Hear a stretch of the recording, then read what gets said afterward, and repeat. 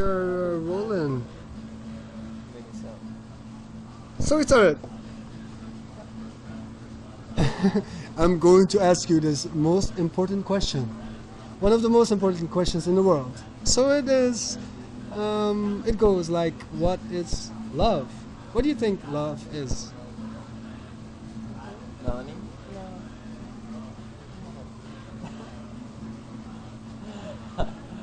um,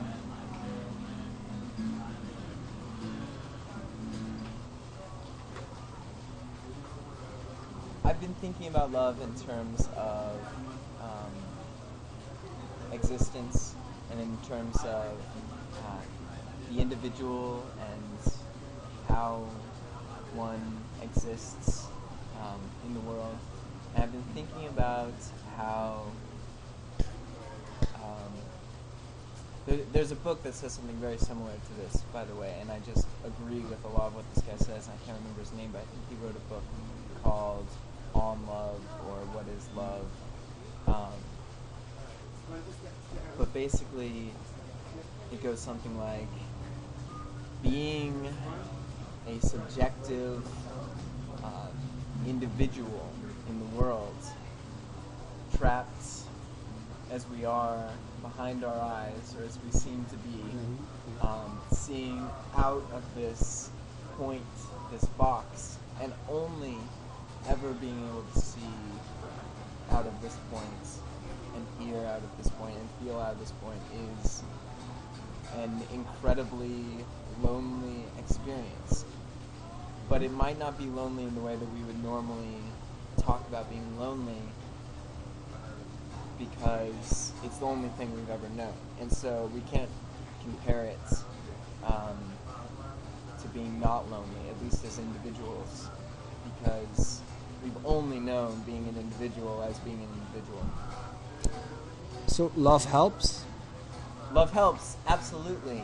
And I really do think that it gets back to this existential longing to be more than an I.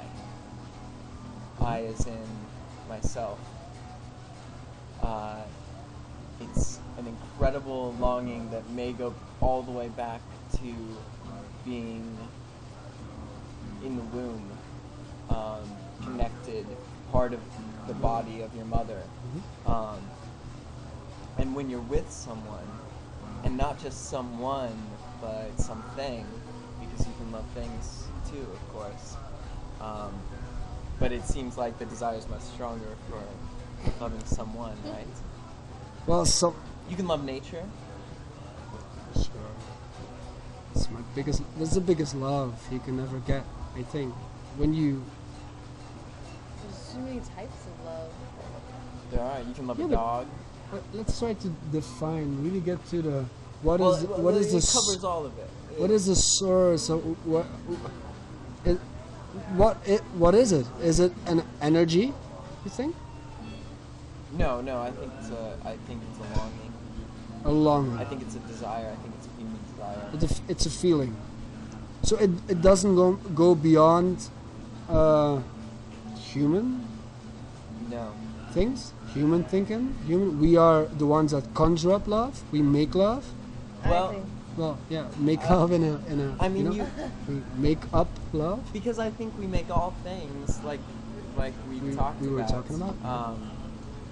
Yes, and I think it's a feeling, and I think it's a particularly human feeling, though other things might have something similar, but I think we name our particular human longing as individuals to reconnect and become more than individuals as love.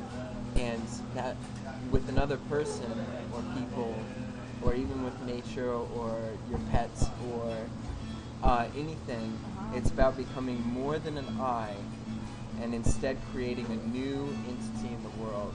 And this is basically straight out of this great book that I read. But you create something new, something that didn't exist in the world before. It's like a birth, and that's a we. To become tree or to become a wholeness. To become a we.